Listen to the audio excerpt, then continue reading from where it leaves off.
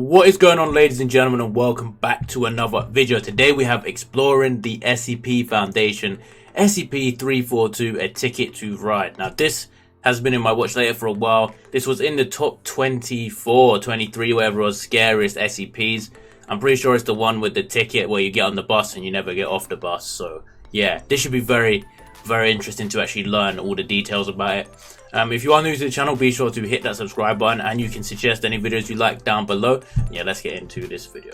SCP-342, a ticket to ride. Let's take a break for a moment from discussing world-ending threats and alien abominations, and instead talk about something a bit more mundane: a train ticket.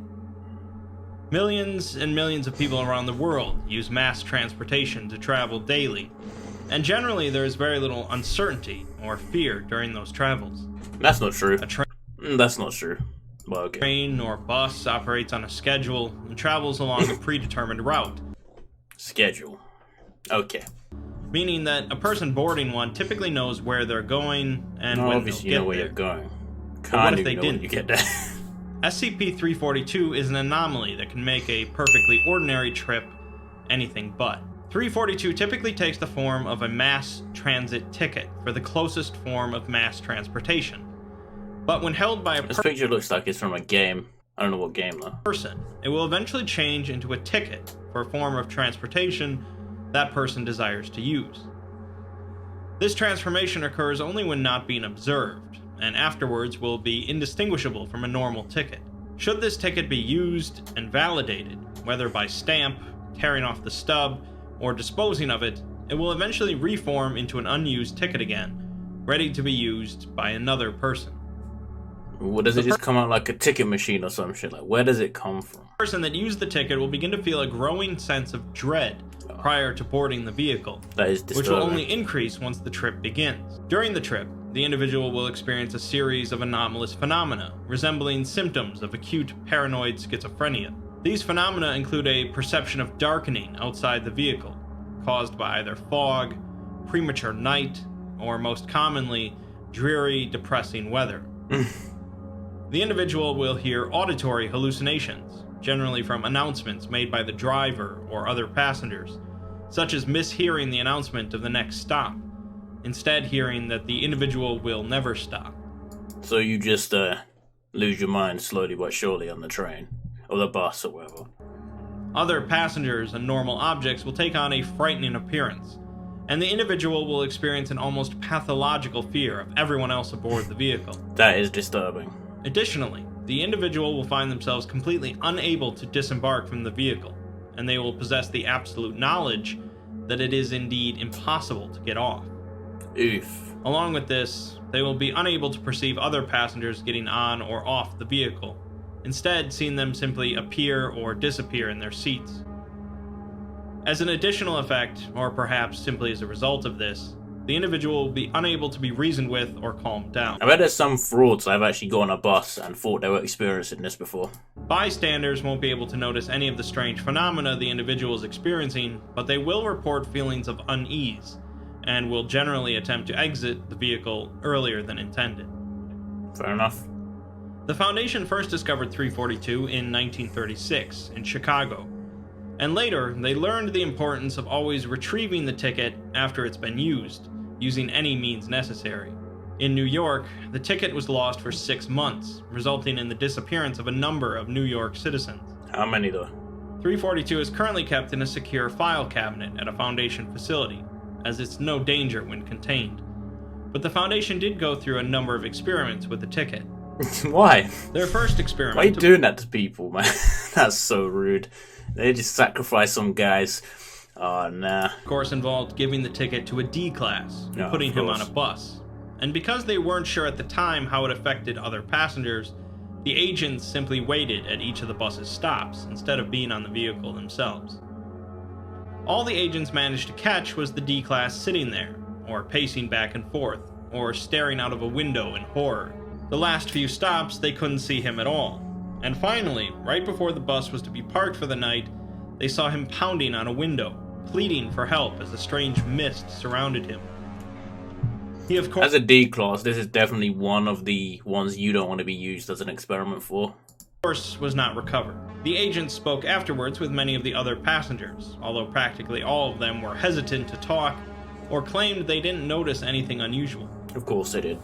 A group of teenagers did have some information, What though, is this, saying that man? the D class Where did the track go?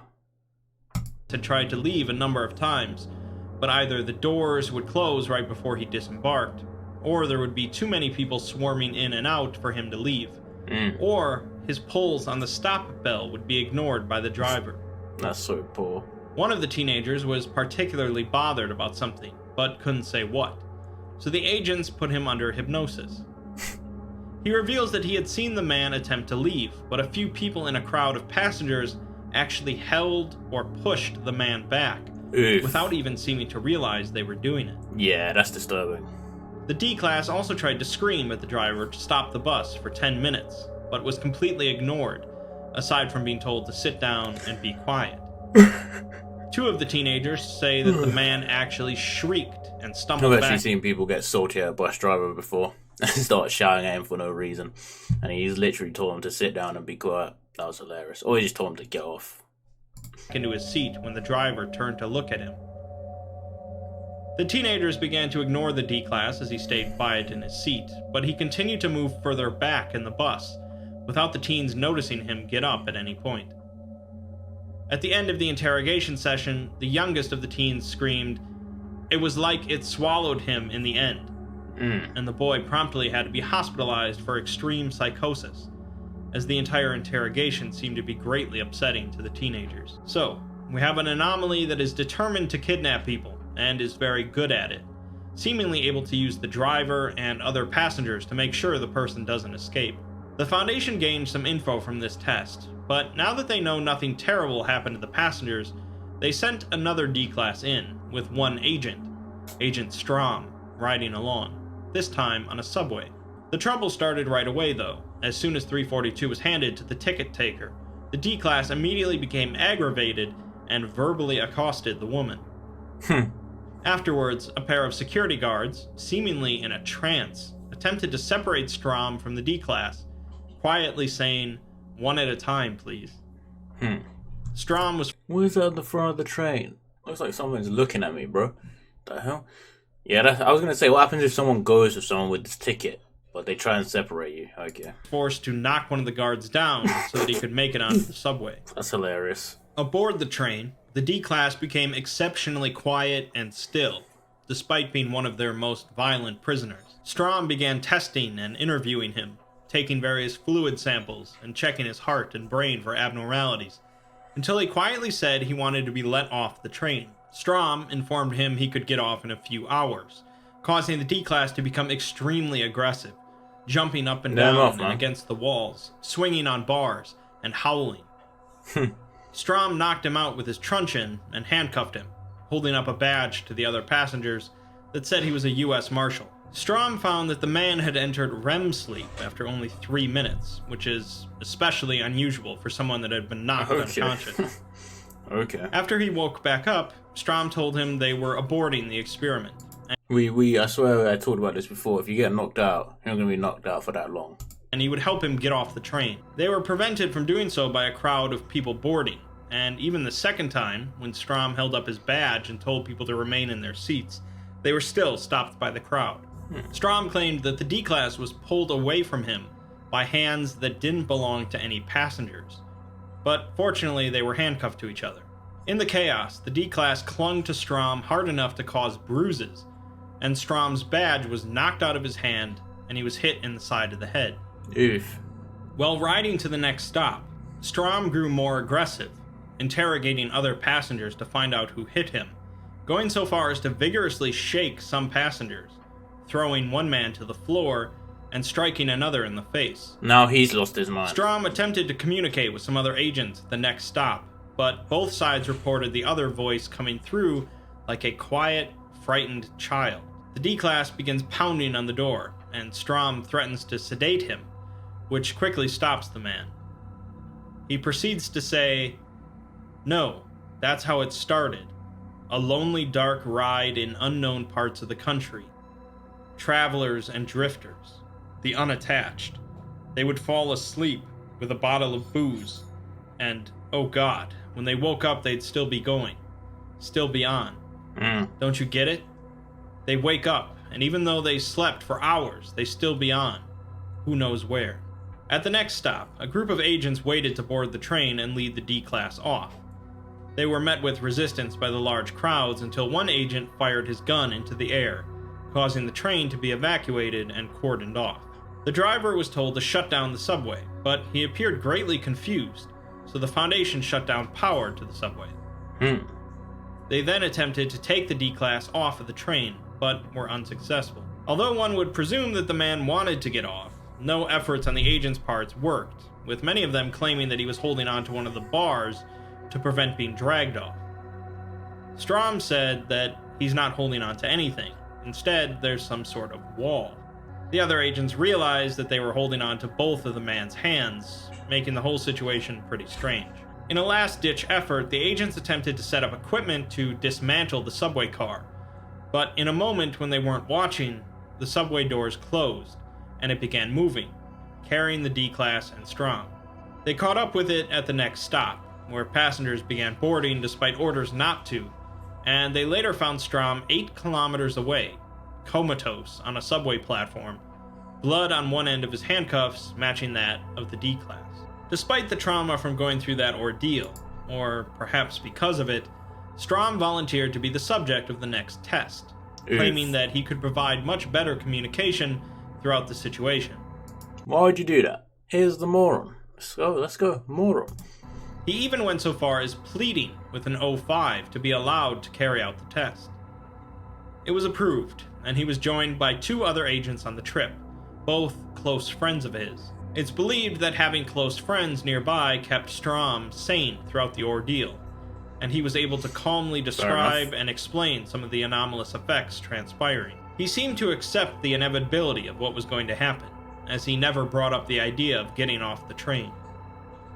Eventually, the other agents attempted to get him off the train, but a homeless man that had been traveling with them suddenly hurled one of them across the train, breaking the man's neck. The homeless man was shot 4 times, and at the next stop, Foundation personnel began transporting the vagrant in an ambulance, but his body disappeared when passing under the ruin of a train bridge in an abandoned part of town. Strom and the other remaining agent continued on the train, with Strom experiencing more and more severe hallucinations, and the other agent now noticing more mild hallucinations. After the train reached the end of the line, Strom began to slowly drift forward towards the front of the train, passing through solid material in the process, seemingly oblivious of the process. When pointed out by the other agent, he began running towards the back of the train, but stopped in the middle, pounding against the air. Strom said that he was at the back of the train, and it's pulling out of the station. The other agent tried to help, but soon Strom was being quickly pulled on the ground towards the front of the train, his fingernails scratching the floor. He ended up in the conductor's compartment at the front, where he began to cry out in terror. The other agent pulled out their gun and attempted to mercy kill Strom, but couldn't shoot through the reinforced glass. The other agent later reported that they saw a creature that looked like an enormous spider with a conductor's hat, wrapping Strom in a web and then tossing him out the window like it was air. The creature then turned to the other agent and told him to exit the train. The agent was recovered later at the back of the train, continuing to pull the trigger on their empty gun. The theory proposed based on this experiment is that when an individual uses 342 to board a vehicle, they are actually boarding 2 different vehicles. One of them is the normal version that other passengers are on, but the other is the anomalous version. Both vehicles overlap one another completely and travel at the same rate. The individual that used the ticket perceives this second version much more than other passengers, but it affects everyone to various degrees. When the normal version reaches the end of its journey, the anomalous version continues going, taking the individual with it. As for where it goes, and what's going on with the weird spider conductor, your guess is as good as mine. I ain't messing around with that. The Foundation proceeded to go through a number of more tests to see if they could better control the situation and the outcome. They set up a fake transportation system involving a Foundation bus with one of their personnel driving and a D-Class as the only passenger. But nothing happened. They went further to elaborate the system, including having a number of agents board with the D-Class, each presenting a ticket, and the D-Class presenting 342, but nothing happened. They tried to make loud announcements throughout the process, including denying one agent passage because he didn't have a ticket. But it seems whatever dictates how 342 functions wasn't taking the bait.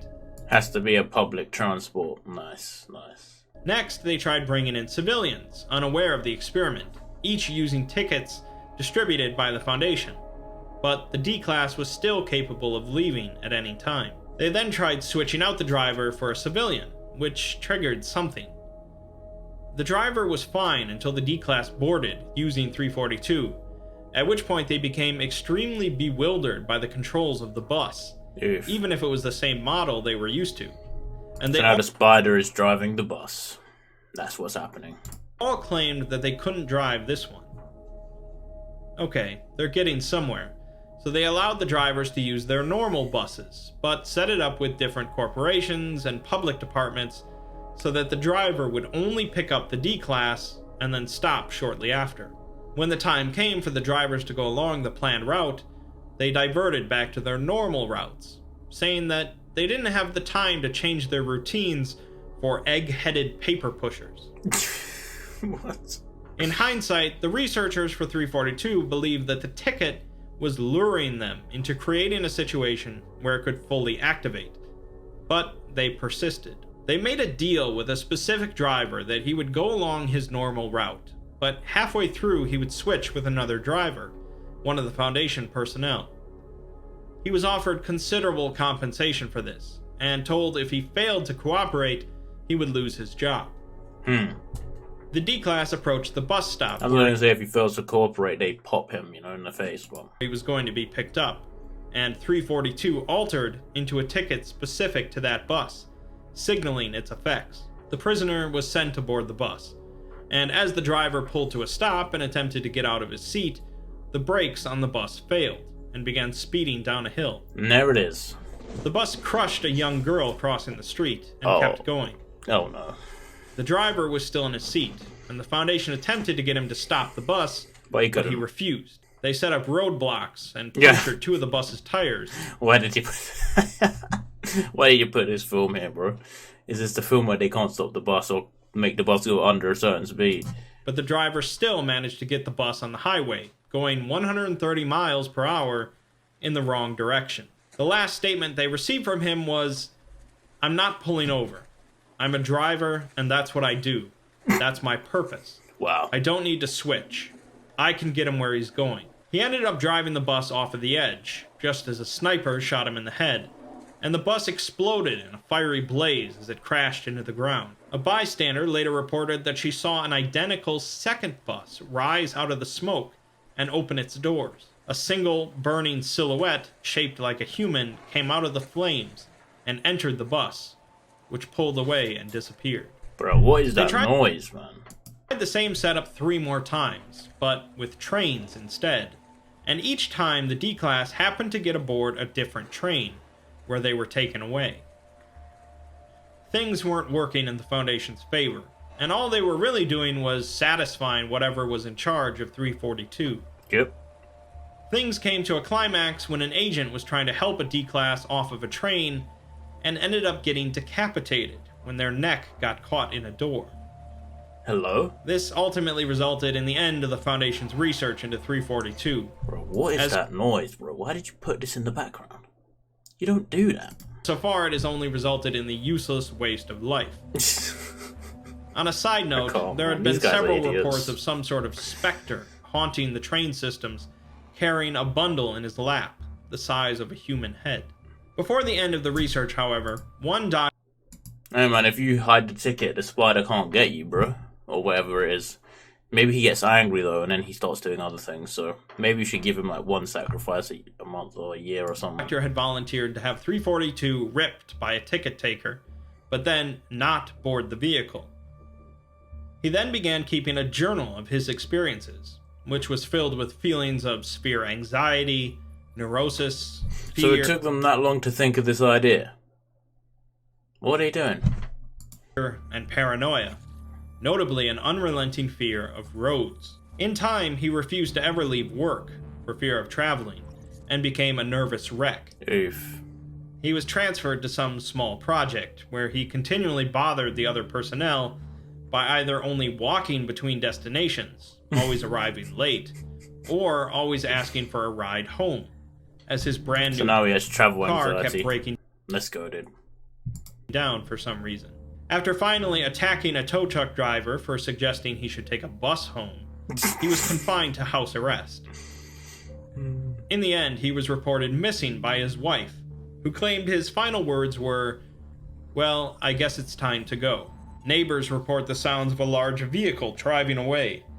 Thick tire tracks were found on his suburban street, and a suitcase filled with his clothing was found by the side of the road. The final addendum is written by Hey man, the spider came and picked them up, bro.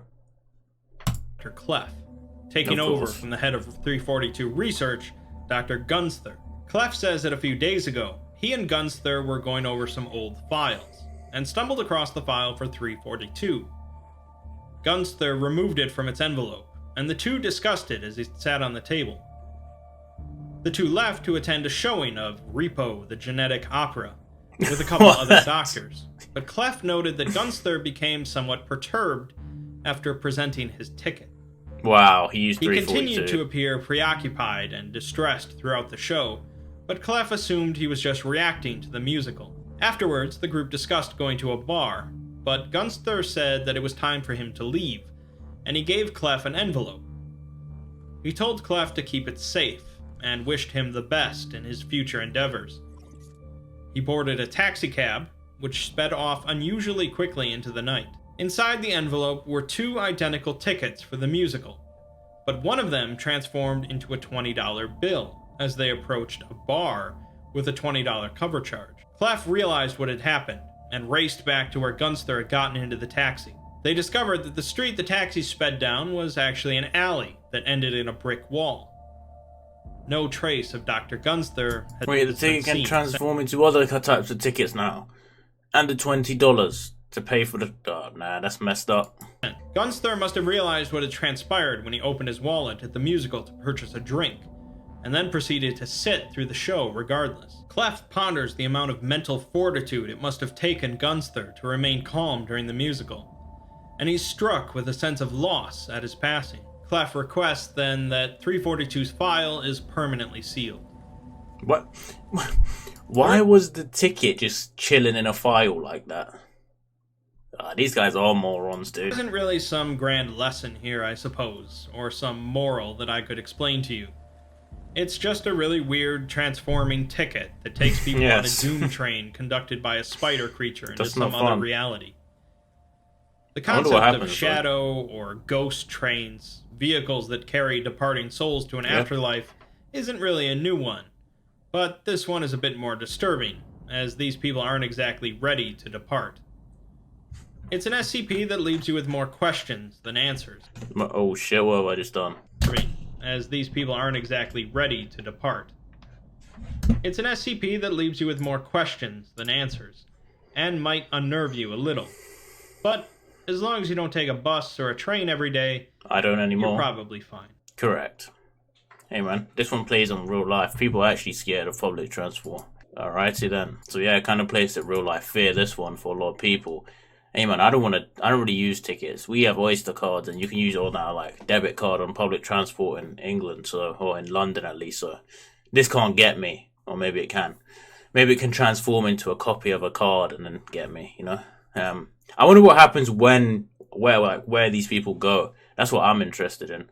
Like, what is this weird spider thing that keeps taking them away? That's what I want to know. But, yeah, definitely kind of disturbing. Not the most disturbing one we've watched. I mean, 106 for me is definitely the worst. I mean, you guys didn't vote for that one I said, but yeah, definitely the worst. Yeah, man, thank you for watching this video. If you made it to the end, be sure to leave a like and subscribe, and I'll see you all next time.